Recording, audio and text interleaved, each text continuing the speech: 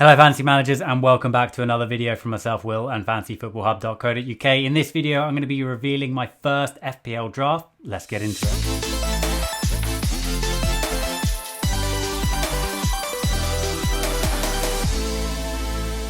Between the sticks, I've gone for Ramsdale. Now, I think that Sheffield United have some pretty easy opening fixtures on the whole. You know, not completely plain sailing, but I do really like their defence as a whole. You know, I think that they're pretty solid back four. They're not looking to change a lot. Obviously, they were pretty successful last season. I think they're going to be on for another good FPL season as well.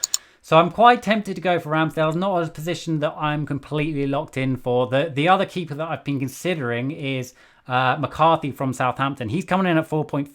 Ramsdale coming in at 5. It's going to be a toss-up between those two. Southampton have invested in defence. You know, getting the likes of Kyle Walker-Peters in there. I think he's a good acquisition. They've also got a new centre-back and a Ghanaian centre-back, I believe. So they've invested in defence. I think they are going to be good defensive option this season. They've got a couple of good assets, and I think McCarthy's going to be a good pick. My only slight worry is that, you know, bringing in those new guys, it might take a little bit of a while for their defence to settle. The other keeper option that I have half an eye on is Martinez from Arsenal. I think that he could be a very, very interesting option if indeed he does get that start for Arsenal. But Martinez starting for Arsenal is obviously a massive if at the moment. So for now, I've gone for Ramsdale. Moving into the defence then, and I have gone for a four-man back line. I've gone for Trent Alexander-Arnold and Van Dijk for the Liverpool double-up. So just jumping over to our Opta tool to kind of explain why I've gone for a Liverpool double up in defence. Now, if you sort by maximum of 8 million and you go for all positions, so I'm not just focusing on defenders here, I'm going for every position in the game. And you can see there that Trent Alexander-Arnold, Robertson and Van Dijk scored the most points last season for players under 8 million. So I think that these three have been criminally underpriced by FPL. They've got various different point scoring routes. You know, Trent Alexander-Arnold, obviously he's got a goal threat. He's got a massive assist threat. Similar extent to Robertson, but not quite to the level of Trent Alexander-Arnold. And again, Van Dijk is slightly less, but Van Dijk is nailed on and he proposes a bit of a goal threat again. So this is why he's getting so many points. So for me, I think that all of these Liverpool defenders have been underpriced. You know, if Trent had come out at 8 million, I probably still would have got him. If he come out at 8.5, might have given me a little bit room for thought, but I probably still would have gone for him. So I think that I probably will be going for a Liverpool double up. Their fixtures at the start are mixed, to say the least. You know, they got Leeds opening game. I think that they should do well at that. They might get a clean sheet. I don't think, you know, they're going to steamroll Leeds, but they could have a good chance of getting a clean sheet. So I'm pretty certain that I'm going to go for a Liverpool double up. Whether that turns out to be Trent Alexander-Arnold and Robertson or Trent Alexander-Arnold and Van Dijk, I'm not quite sure yet. It will be Trent and probably one of the other two. At the back, I've gone for another double up in Egan. I think towards the end of the season, he really did solidify his position in that Sheffield United defence. Okay, so this is Egan on our comparison tool. I think I'll just compare him to Lewis Dunk. And as you can see, his stats across the board are really good. So this is looking at the last 6 game weeks of last season.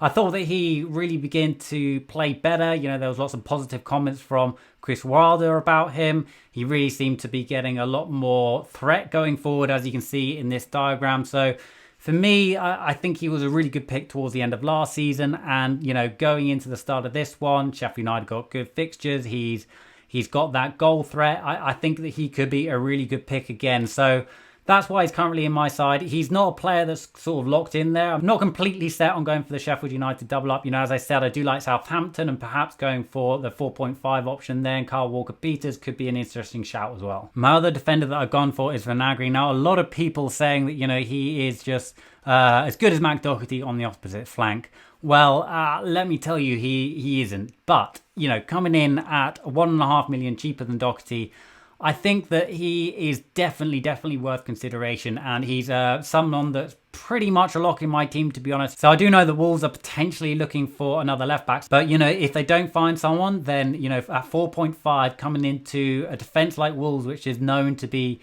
very solid, then I think that he is a very interesting shout. Moving on to midfield, then I've gone for the 2 big hitters in Salah and Aubameyang. I think that those two are pretty much locks in my team.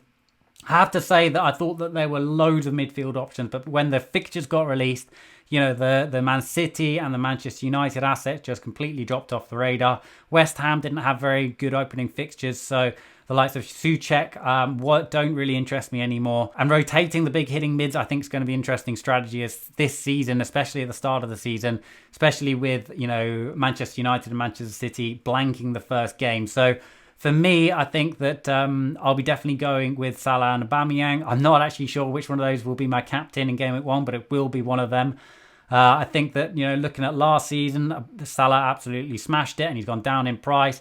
I think that Aubameyang would have been the second highest scoring player last season if he had played in midfield. So I think that Aubameyang definitely does justify the 12 million price tag. And I think that I'm a big believer in Arteta and his coaching methods. So I think that Aubameyang is just going to go from strength to strength this season as well. Son is one of those picks that I'm very much not sure on. I think that I'm likely to have him for one game week and then look to switch to, someone like Bruno Fernandes, for example, for Game Week 2, and I've actually got 0.5 in the bank to make that move.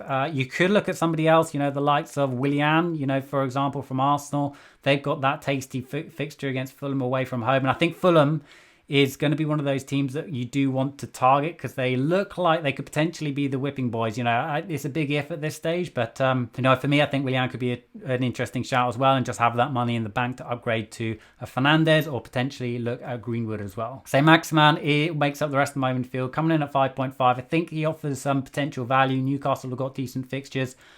He's certainly not locked into my team, but I think that he offers a decent shout in that price bracket. I think there are other options in that price bracket should he not fire that you could potentially switch to. So yeah, I quite like that price point. I think he could be certainly a decent option over the first few game weeks. Moving on to the Strikeforce, and this completes my 4-4-2 formation. And I should say I'm not set on 4-4-2. I've looked at 3-4-3. I've even looked at 4-5-1. It's not something that I'm sort of set on, 4-4-2. The way I'm going this season, I think you've got to keep a really open and flexible mind at this stage of the season in terms of how exactly you want to approach it, and keep that flexibility is absolutely crucial.